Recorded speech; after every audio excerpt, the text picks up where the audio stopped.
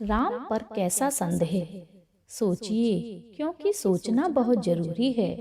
तुलसीदास जी ने रामचरितमानस में श्री राम के जन्म का भावपूर्ण वर्णन किया है।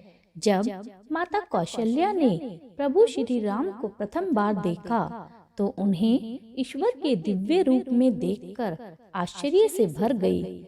जिस प्रभु के रोम रोम में अनेक ब्रह्मांड समाये हैं, वह उनके गर्भ में रहे, यह सोचकर उनकी मति स्थिर नहीं रही।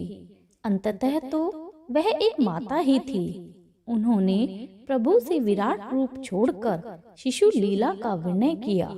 तब श्री राम एक शिशु के रूप में रुदन करने लगे, जिससे माता के हृदय में परम आनंद का संचार हुआ। यह है भक्ति की पराकाष्ठा, जिसमें भक्त भगवान को कभी शिशु के रूप में, कभी पिता के रूप में, तो कभी प्रिय के रूप में बसता है। ईश्वर सगुण है, निर्गुण है, साकार है, निराकार है, द्वैत है या अद्वैत है। ईश्वर, प्रकृति और जीव तीन अलग अलग सत्ताएं हैं। सच्चा भक्त तर्क वितर्क और वाद विवाद के व्यर्थ जाल में नहीं पड़ता। वह ईश्वर के प्रेम में निष्कपट होकर सारे तर्कों से परे शुद्ध प्रेममय होकर सर्वहारा हो जाता है। ईश्वर के अस्तित्व के संबंध में अनेकों तर्क दिए जाते हैं।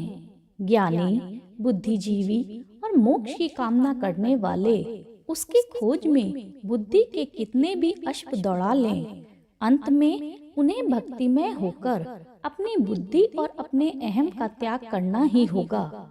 भक्ति में भय नहीं होता, मोल तोल नहीं होता। सब कुछ ईश्वर के ऊपर छोड़कर भक्त निश्चित रहता है। ईश्वर ने जो कुछ भी माया रच दी, उस पर प्रश्न कैसा। स्वामी विवेकानंद जी ने कहा था कि यदि राम को ईश्वर मानते हो तो संदेह कैसा, और यदि मनुष्य मानते हो तो प्रश्न कैसा। तुलसीदास जी और सूरदास जी भक्ति योग की शक्ति से ईश्वरमय हो गए। वे माया निर्मित काया में विचरते हुए भी ईश्वर में लीन हो चुके थे। जब तक ऐसी परम भक्ति का रसास्वादन न हो, तब तक बुद्धि एवं तर्क ईश्वर को तुला यानी तराजू पर रखते ही रहेंगे। अंतिम सत्य यही है कि ईश्वर तर्कातीत है, यानी तर्क से परे है। जब ईश्वर असीमित है तो वह हमारी सीमित बुद्धि में कैसे आ सकता है। सोचिए, क्योंकि सोचना बहुत जरूरी है।